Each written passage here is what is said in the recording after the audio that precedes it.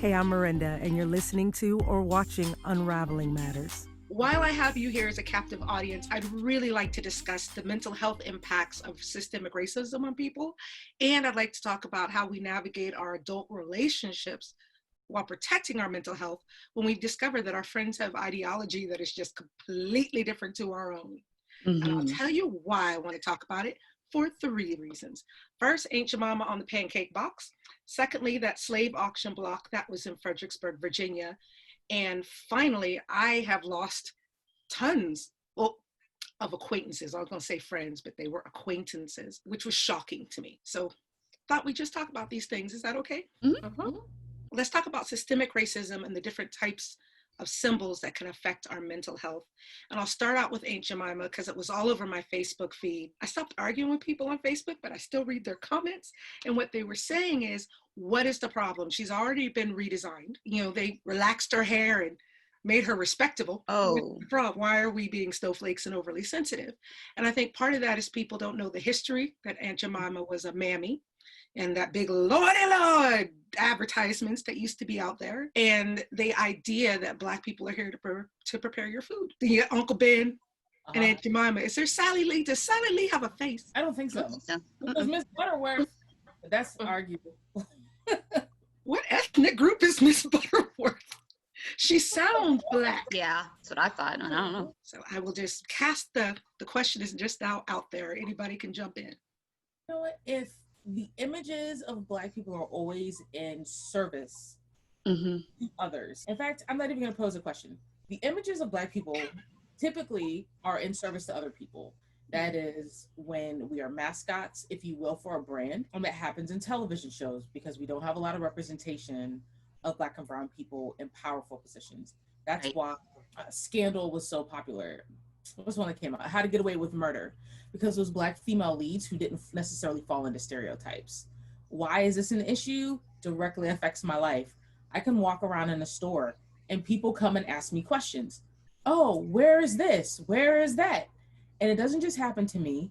It happened to my husband all the time for his job. Like, especially when we worked in Washington State. He wore slacks and a vest was his uniform. He wore a dress shirt underneath. And he hated going to the store after work because inevitably somebody would ask him where something is.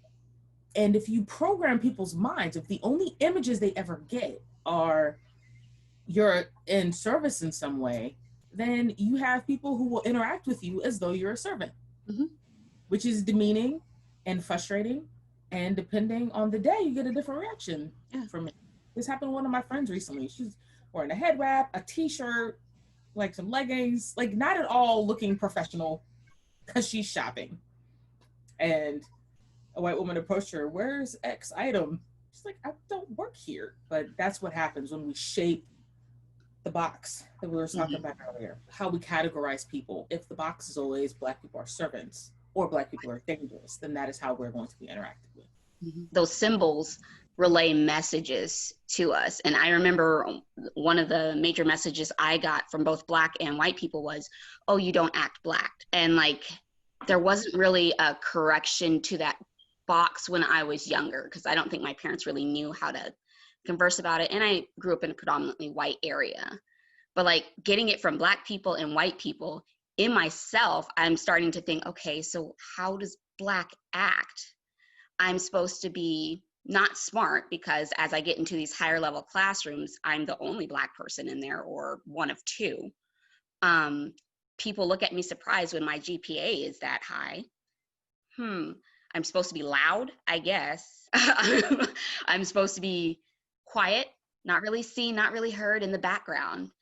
And that on top of kind of my other personality traits where I was kind of a shy and a cautious, just an anxious kid. That kind of led me to not do a lot of leadership, to be scared to do a lot of things. I don't think I ever would have ended up where I am now had I not had my parents. So I can imagine some of my youth who don't have a strong grounding with their parents or connection with family who looks like them or things like that, how they just end up lost in believing these ideas that other people communicate.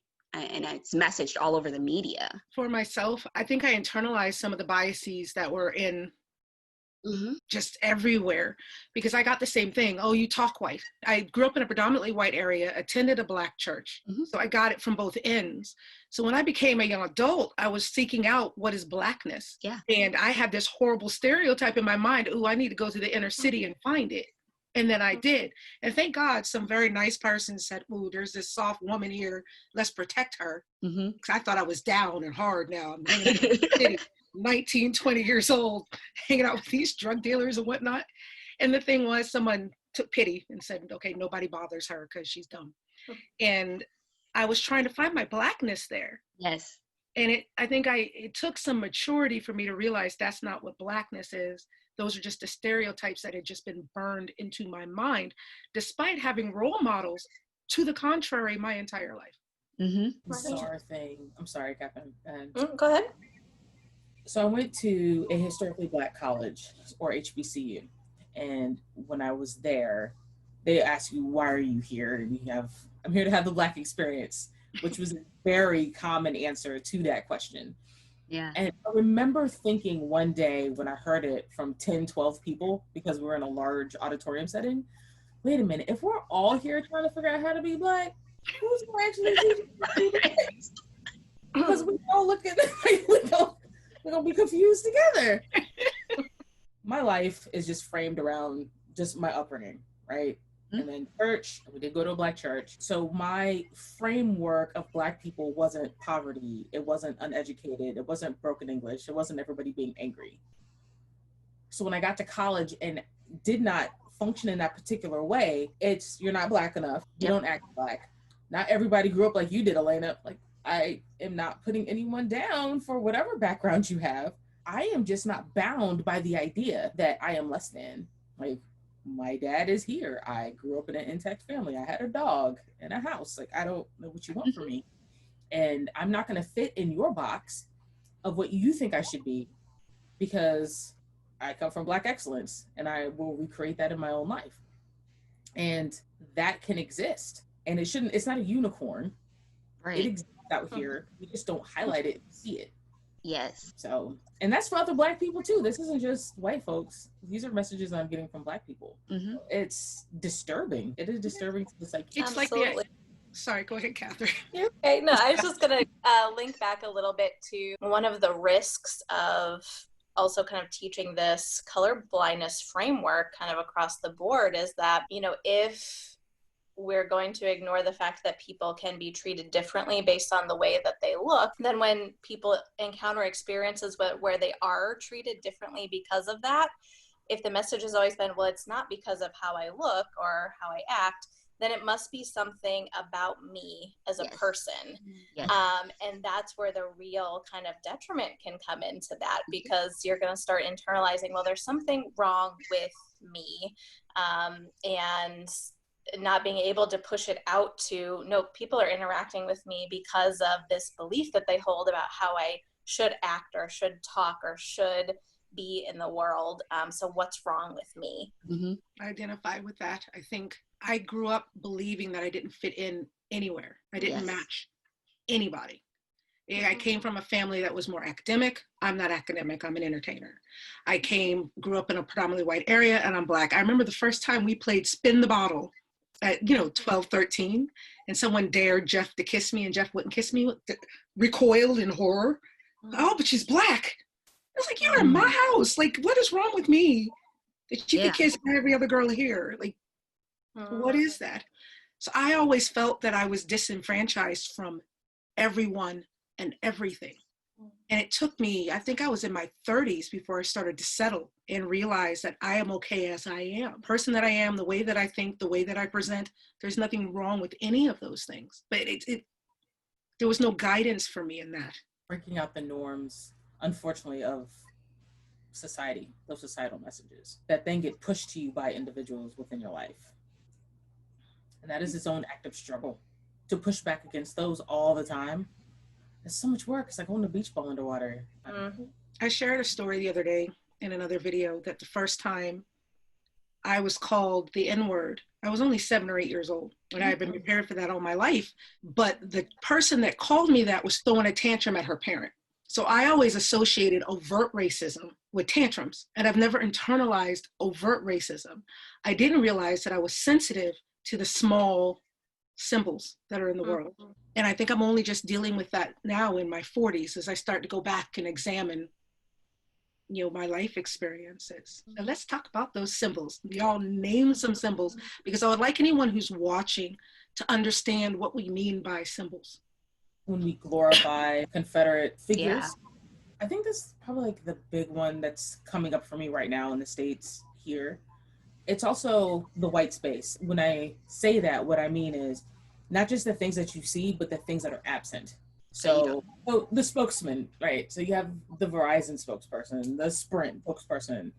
You have all these symbols of representation of companies, and the spokespeople, like none of them are minorities within the States. None that I can think of actively. And so there's also an absence of representation. So it's what exists, the symbols that we see before us, and also like what is lacking and what we don't see. And I think that's also important to kind of hold in mind as well. That's why representation is so important. I'm gonna have to choose on the other symbols that we see. I know I see a lot of the Confederate flags here, which historically makes no sense. Even if you're just talking about history, that doesn't even register. But at our institution, all of the cottages, they're named after minority people. And this institution used to not be a lockup facility, really. It was more like a residential place. And then it became a lockup, and there's a huge fence and everything.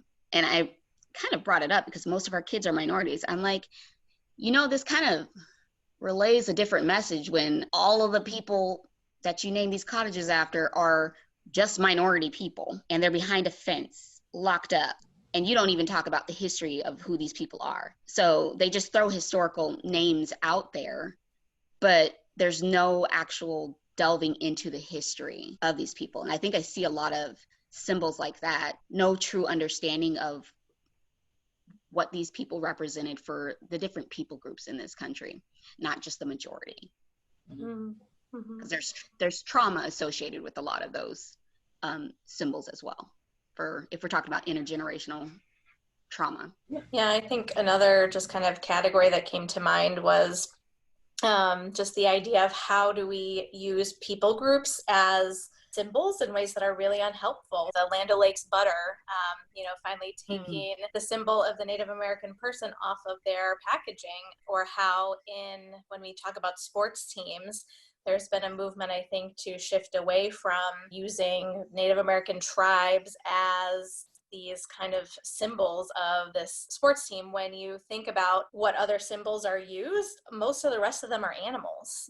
So what message does that send that you're going to use a people group in the same way that you would use an animal to represent a team? That is a racial slur. Yes. That is the name of your football team. The Braves.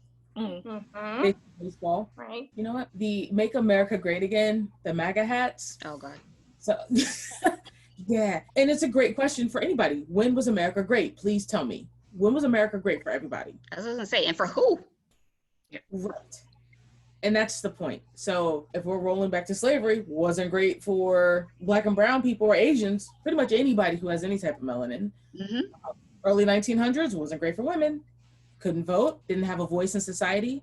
So when across American history was it great? And it's probably before the British showed up in the first place. I get very frustrated. I get triggered. That is the only word I can think of every time I see that red hat. Because I think, does my life have any value to you? Right. At all. I know that not everybody who follows the current president of the United States followed him because of racism. But I think if after you've seen everything that he said and done, and you still identify with him, there's a problem. Yes. There's absolutely a problem. And I'd like to circle back to something Dr. Washington said. When we're looking at movies at the minute and the lack of representation in those movies and how we're portrayed in movies, it upsets me. It upsets me when I go through my Netflix account and it's always 12 Years a Slave. Ooh, that's amazing. Oh, you were one black guy driven by a white guy? Fantastic. Let's watch that. Right. Like, I hate that. Like, can we not just all be Black Panther all the time? One of the shows I really loved was Sleepy Hollow with Nicole Bahari, Black female. And I think I've always felt kind of like an outsider, a little weird, because I love sci-fi shows, but there's not much representation of African-American women in sci-fi shows. No. That was the one show where I was like, yeah. Then they killed her off horribly. I'm just like, you don't see this that often. No one was really even paying attention to that. This is new. But there's so many different ways we're not really represented across the media. And even just role models for like my youth. They're like, I've never met somebody like you. Never seen this before. How did you get that? How did you do this? And it's so many youth who just haven't had exposure to a different way of experiencing life. Yes. Being able to thrive. Mm-hmm. There's a topic that has come up in my house because I live with teenage boys, and we were talking about pornography. Now, I taught my kids from a very young age why pornography is not going to be helpful or healthy for their developing minds, because I didn't want them, that to have an impact and shape how their sexuality developed. But I've had a wider conversation in consent classes that I've taught with teenage boys, because I live in Ireland and it's mostly white here. The only time they see Black women is in pornography. Mm-hmm. So that's how Black, yes. Even the little town that I live in has a higher than average non-white population. There's a couple of computer companies here that internationally recruited. But you only see Black and brown women during the day. And outside of those companies, you don't see us front of house in hotels or in grocery stores or anywhere. I actually know the 3 people that work front of house in a town of 20,000 people because it's so odd to see them. So they just see Black women in pornography, and it has taught them to fetishize Black women. There's a book, and I cannot call it, and forgive me, whoever the author is, that talks about the stereotypes and characters in which Black women are portrayed. Mm-hmm. So, as a mammy, so as a servant, as Jezebel, so Black woman is highly sexualized and exotic. And there is the angry Black woman, and there's a 4th one that I cannot call right now. There's 2 more. There's the wise old Black person. I'm wise and magical, and I'm here to dispense wisdom with my Blackness. It's Morgan Freeman. Specifically around women is what I'm referring to right now. But all of them are misrepresentations, and it reduces somebody down to one aspect of me, and that's the danger in it. Like, I don't want somebody to always interact with me as though I am there to serve them. I don't want somebody only to interact with me as a sexual object or to be fearful because of anger. We are all of those things and more. They're aspects of being human, not reduced down to this is the only way I can move in the world. Yeah. And if that's what you see, then that's what people expect, and that's problematic. Thank you so much for listening. I really hope that you found this conversation helpful. If you did, please consider liking and subscribing so that you can hear the next part of this series, where we discuss the impact of racist ideologies on our personal relationships, and we also discuss how we navigate racially charged conversations.